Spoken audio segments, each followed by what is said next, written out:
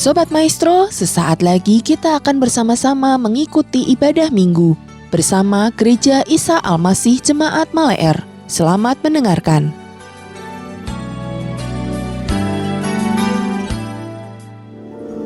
Shalom Bapak Ibu, Saudara yang dikasihi Tuhan. Saat ini kita akan merenungkan firman Tuhan, di mana sepanjang bulan Februari ini kita sudah membahas mengenai bagaimana mengalami kebahagiaan dari apa yang diajarkan oleh Tuhan Yesus. Nah, hari ini kita akan mengambil tema tentang kebahagiaan karena kita melakukan firman Tuhan.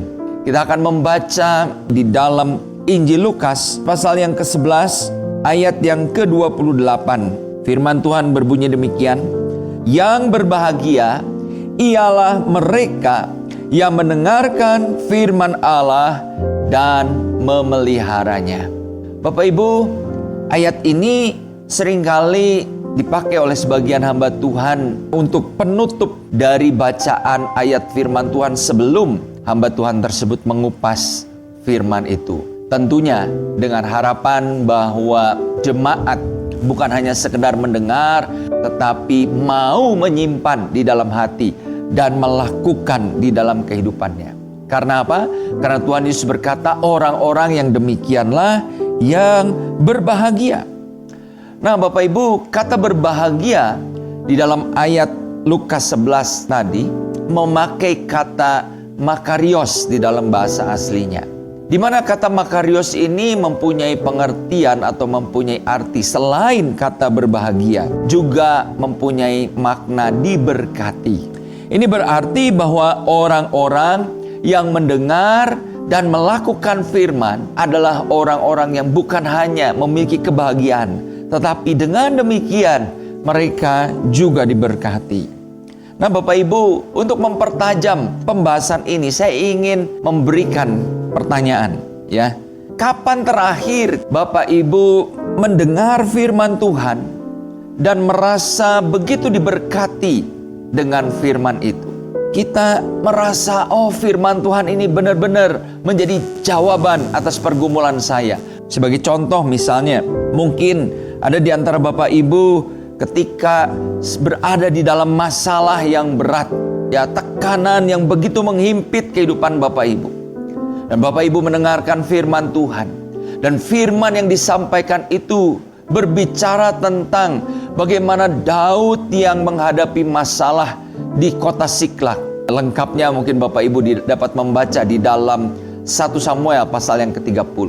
Nah Bapak Ibu, di situ dikisahkan bagaimana Daud ketika berada di dalam situasi yang terjepit, dia menguatkan kepercayaannya kepada Tuhan. Dan Bapak Ibu, ketika Bapak Ibu mendengarkan paparan firman Tuhan itu, kemudian Bapak Ibu berkata, oh iya, benar. Ini jawaban yang Tuhan berikan kepada saya. Di dalam masalah ini, saya perlu menguatkan kepercayaan saya kepada Tuhan. Nah Bapak Ibu, itu sesuatu yang tentunya memberikan kebahagiaan atau memberkati Bapak Ibu. Pernah Bapak Ibu mengalami seperti itu? Saya yakin pernah, ya. Bapak Ibu, saudara-saudara, ketika kita mengalami kenyataan seperti yang saya katakan tadi, tentunya kita sangat bersyukur kalau hal itu terjadi di dalam kehidupan kita.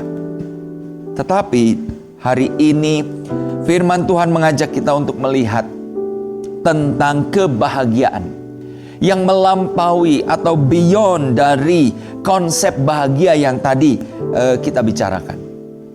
Kita akan melihat kebahagiaan yang Tuhan ajarkan, kebahagiaan yang melebihi daripada sekedar, oh firman Tuhan begitu memberkati saya, janji Tuhan digenapi dalam hidup saya.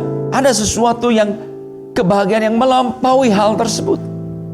Bapak Ibu, saya ingin katakan bahwa ada banyak orang yang suka mendengar khotbah-khotbah dari pendeta-pendeta, dari hamba-hamba Tuhan yang besar. Atau dulu mungkin ketika masa-masa belum pandemi, ada orang yang hampir tiap hari ke gereja, ya, datang dari persekutuan ke persekutuan, mengikuti ibadah di gereja, satu gereja ke satu gereja, mengikuti KKR demi KKR. tapi ada sesuatu yang salah di dalam kehidupannya. Sehingga apa? Suaminya atau istrinya mungkin berkata, kamu kawin aja deh sama pendetamu, atau kamu tidur aja deh di gereja, ya. Habis rasanya nggak pernah pulang. Dari hari ke hari terus kegiatan untuk perkara-perkara rohani, mencari kepuasan rohani itu, pergi sampai meninggalkan tugas dan tanggung jawab di rumahnya. Nah, Bapak Ibu, saya tidak bilang bahwa itu jelek atau itu tidak berguna, ya. Tetapi saya pernah membaca sebuah kutipan yang ditulis oleh seorang hamba Tuhan di Amerika, seorang pastor dan seorang penulis buku, yang mengatakan begini, bahwa ada survei yang dilakukan di Amerika Serikat yang mengatakan bahwa orang-orang yang meresponi altar call dalam sebuah kebaktian, dengan berjalannya waktu, ternyata 92% dari orang-orang yang meresponi altar call tersebut, mereka akan kembali kepada kehidupan mereka yang lama. Dan hanya 8% saja yang bertahan pada komitmen mereka untuk berubah. Jadi Bapak Ibu, mari kita bayangkan, seandainya di dalam sebuah ibadah atau di dalam sebuah KKR, ya, firman Tuhan, saya percaya kalau orang meresponi tantangan altar call, pasti mereka tergugah, mereka tergerak oleh firman Tuhan, betul? Mereka maju ke depan, ya, mungkin membawa komitmen untuk berubah atau untuk bertobat dari dosa mereka, meninggalkan kebiasaan-kebiasaan yang buruk. Mereka berusaha untuk hidup di dalam kebenaran dan kekudusan. Saya percaya bahwa orang-orang yang meresponi altar call seperti itu pasti menerima firman itu dengan antusias, ya, menerima firman itu dengan begitu bergairah. Mereka tergugah oleh apa yang disampaikan. Tetapi Bapak Ibu, berjalan dengan waktu ternyata 92%. Ya, mari kita bayangkan, kalau ada 100 orang yang maju dalam sebuah altar call, mereka nangis-nangis mungkin, ya. Mereka sungguh-sungguh terhanyut, terharu di dalam ibadah tersebut. Tapi setelah mereka pulang, mungkin seminggu, mungkin sebulan kemudian, ternyata yang 92 orang dari yang 100 orang yang datang atau maju di altar call tersebut kembali kepada hidup yang lama. Dari yang tadinya berjanji saya tidak akan mabuk-mabukan, kembali lagi mabuk-mabukan. Yang tadinya mungkin berjanji saya tidak akan berjudi, kembali lagi berjudi. Tidak akan berzina, tidak akan berselingkuh, kembali lagi. Bahkan mungkin selingkuhannya tambah banyak. Apa yang dapat kita renungkan dari fenomena ini? Saya ingin mengajak kita untuk merenungkan. Mari kita meninjau ulang kembali, ya, perjalanan hidup kekristenan kita. Bagaimana sejauh ini ketaatan kita kepada firman yang kita dengar? Seringkali problem utama di dalam kehidupan kita itu bukannya kita kekurangan khotbah yang bagus, bukannya kita kekurangan khotbah yang memberkati, bukannya kita kekurangan khotbah yang diurapi. Tapi yang jadi masalah adalah sejauh mana kita yang sudah mendengar firman Tuhan itu, kemudian kita menyimpan di dalam hati kita, dan kemudian berkata atau berkomitmen, ya Tuhan, saya mau melakukan firman itu. Bapak Ibu, saudara-saudara yang kasih Tuhan, firman Tuhan tadi katakan, berbahagia orang yang melakukan firman Tuhan. Pertanyaannya sekarang adalah, kenapa kita tidak antusias untuk melakukan firman kalau itu membuat kita berbahagia? Jawabannya adalah karena seringkali kita tidak tahu apa penyebabnya kebahagiaan kalau kita melakukan firman Tuhan. Apa berkat-berkat yang kita alami kalau kita menjadi pelaku firman? Bapak Ibu, kehidupan yang berubah itu bukan semata-mata kita hanya menerima firman Tuhan dengan gembira, dengan antusias. tapi kehidupan yang berubah itu terjadi saat kita mempraktekkan firman Tuhan itu. Amin. Nah, sayangnya Bapak Ibu, banyak firman Tuhan yang kita dengar itu hanya numpang lewat saja di dalam kehidupan kita. Dan kalau firman itu hanya numpang lewat, masuk telinga kanan, keluar telinga kiri, maka itu tidak membawa perubahan di dalam kehidupan kita. Kalau kita membaca di dalam Yakobus pasal yang pertama, ayat yang ke-23 dan 24, di situ firman Tuhan mengatakan, orang yang mendengar firman Tuhan saja, tapi membiarkan firman Tuhan itu berlalu, hanya numpang lewat, maka firman itu tidak akan membawa perubahan. Bapak Ibu, saudara-saudara, pesan yang ingin Tuhan sampaikan pada hari ini adalah apa? Mari kita bergerak, tidak hanya sekedar puas untuk mendengar, untuk tahu firman Tuhan, tetapi mari kita mulai berkomitmen untuk melakukan, untuk mempraktekkan firman itu di dalam kehidupan kita. Kita akan membaca di dalam Yakobus 1 ini ayat yang ke-25.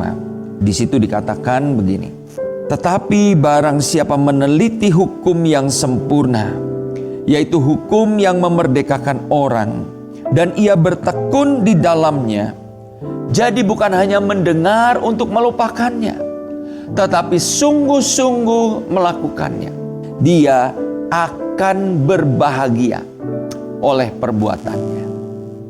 Jadi Bapak Ibu, di dalam ayat yang ke-23 dan 24 tadi, ketika kita hanya mendengar firman tapi membiarkan firman itu lalu, kita seperti melihat di dalam cermin, baru sebentar lihat, kita sudah lupakan, kita sudah tinggalkan. Tetapi ayat 25 mengatakan, kalau kita menjadi orang-orang yang tidak seperti itu, tetapi ketika kita menerima firman, kita menelitinya, kita bertekun di dalamnya dan melakukannya, maka kita akan berbahagia di dalam apa yang kita lakukan tersebut. Bapak Ibu, dari ayat ini kita melihat firman Tuhan itu adalah apa? Adalah hukum yang memerdekakan orang. Ada banyak ayat di dalam Alkitab, terutama di dalam kitab Mazmur, yang mengungkapkan bahwa firman Tuhan itu membuat kita apa? Membuat kita semakin bertumbuh di dalam kehidupan rohani kita. Membuat kita tidak berjalan di dalam kegelapan.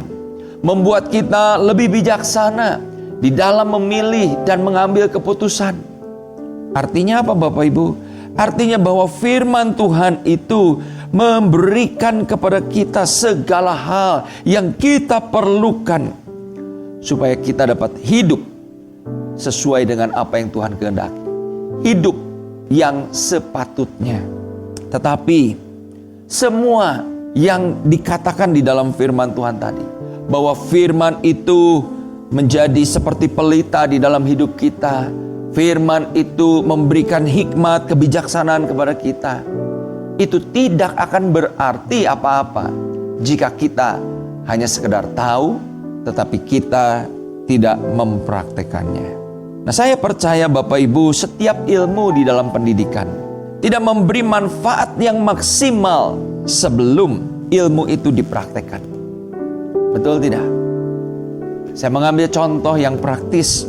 Kalau ada Bapak Ibu Saudara yang kuliah atau menempuh studi di bidang arsitektur atau di bidang teknik sipil, tentu sebagai mahasiswa di situ Bapak Ibu Saudara belajar rumus-rumus fisika, tentang beban, tentang pokoknya lain sebagainya. Ya, saya nggak begitu tahu tentang teknik persipilan atau perarsitekturan. Tetapi saya percaya bahwa banyak ilmu yang diberikan selama Bapak Ibu Saudara kuliah di tempat tersebut. Tetapi saya percaya bahwa tidak cukup seorang yang sudah belajar atau menjadi insinyur di dalam sipil atau arsitek. Tidak cukup mereka hanya tahu rumus-rumus tersebut, tapi kemudian mereka tidak pernah menerapkan itu dalam membuat sebuah bangunan. Ya, ilmu tersebut ya tinggal hanya di otak saja. Tetapi kalau kemudian dia sudah tahu rumus-rumus, teknik-teknik, cara membuat bangunan yang kuat, yang kokoh, dan tentunya estetikanya bagus, ya. Tidak cuman bikin rumah tuh nggak cuman kotak aja gitu ya, kasih jendela, kasih pintu. Kalau seorang arsitektur atau teknik sipil begitu lulus menjadi insinyur cuman bisa bikin rumah model begitu, wah saya kira itu salah gitu ya universitasnya. Bapak Ibu, tapi seorang yang sudah tahu ilmu tentang persipilan, dia akan membangun rumah yang bukan hanya kuat kokoh tetapi juga bagus, sehingga orang berkata, wah siapa nih yang bikin, arsitekturnya siapa? Nah Bapak Ibu yang dikasih Tuhan, pada saat orang membangun rumah yang demikian, barulah ilmu yang dia dapatkan itu bermanfaat. Dan saya percaya bahwa orang-orang yang seperti arsitektur atau orang-orang sipil, ketika mereka membangun rumah yang bagus, maka tentu itu memberikan kebahagiaan dan kepuasan tersendiri buat mereka. Bapak Ibu, hal yang sama juga berlaku di dalam firman Tuhan. Kalau firman Tuhan dikatakan sebagai hukum yang memerdekakan, bukankah hal itu berarti bahwa firman Tuhan itu jauh lebih bermanfaat dari segala ilmu yang dapat dipelajari oleh manusia? Bukankah hukum yang memerdekakan kita itu lebih luas manfaatnya di dalam kehidupan kita? Dan betapa sayang kalau kita hanya sekedar tahu, tetapi hukum itu hanya tetap tinggal di dalam pikiran kita. Bapak Ibu, betapa sayangnya kalau firman Tuhan yang memberikan jalan keluar di dalam kehidupan manusia, yang membuat kita dapat memperbaiki kelakuan kita, yang dapat mendidik kita hidup di dalam kebenaran, itu tidak tereksplor di dalam kehidupan kita.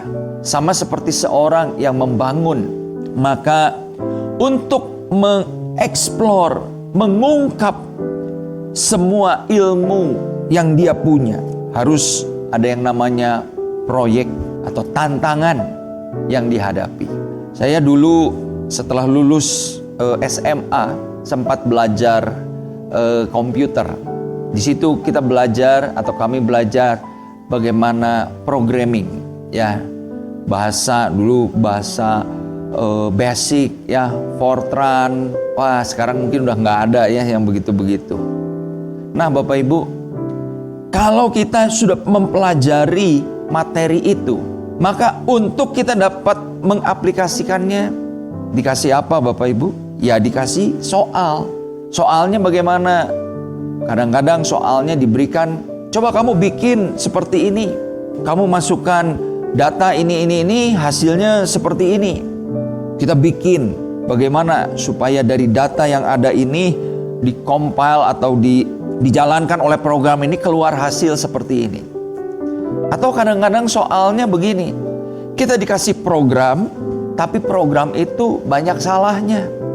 Jadi data ini harusnya dari A harusnya jadi C, ternyata hasilnya nggak C. Nah kita harus menyelidiki, menggali dengan pengetahuan yang kita punya, rumus-rumus yang kita tahu, bagaimana supaya program ini yang dibikin salah-salah sama dosen itu jadi benar, sehingga dari data A keluar jadi C. Nah Bapak Ibu, kalau kita mau mengalami kebahagiaan karena kita mempraktekkan firman Tuhan, maka praktek firman Tuhan itu tidak lepas dari adanya masalah, adanya tantangan di dalam kehidupan kita.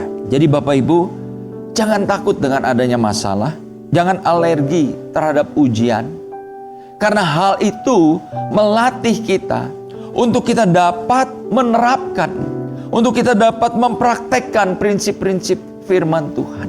Dan firman Tuhan tadi mengatakan kita akan berbahagia karena itu. Bukan hanya semata-mata karena kita dapat keluar dari masalah tersebut, tetapi juga karena kita sadar bahwa firman Tuhan itu sungguh benar. Firman Tuhan itu dapat kita andalkan. Janji Tuhan tidak berubah. Dan oleh karena itu kita dapat memahami hal ini. Mari kita jangan sekedar puas untuk hanya tahu banyak tentang firman Tuhan. Tetapi mari kita mempraktekannya.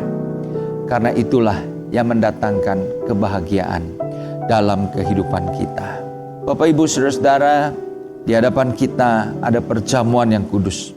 Mengingatkan kembali kepada kita pengorbanan Tuhan Yesus. Tentu Tuhan Yesus mati di atas kayu salib. Bukan sekedar hanya untuk kita banyak tahu tentang hukum-hukumnya, tentang kebenaran firman Tuhan itu.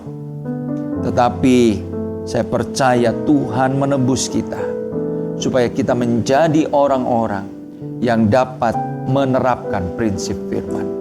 Kita menjadi pelaku-pelaku firman Tuhan itu. Demikian Bapak Ibu Saudara ibadah kita hari ini. Kami tetap mengundang sidang jemaat untuk dapat mengikuti ibadah online, baik melalui Radio Maestro 92,5 FM setiap hari Minggu pukul 12:15 atau melalui channel GIA Maleer di youtube.com setiap hari Minggu pukul 9.30. Bagi sidang jemaat yang membutuhkan dukungan doa, dapat mengirimkan beban doa melalui SMS atau WA di nomor 0821 1965 9019. Happy Sunday and God bless you. Sobat Maestro, Anda baru saja mendengarkan ibadah minggu bersama Gereja Isa Almasih Jemaat Maleer. Terima kasih atas kebersamaan Anda. Selamat hari Minggu dan Tuhan memberkati.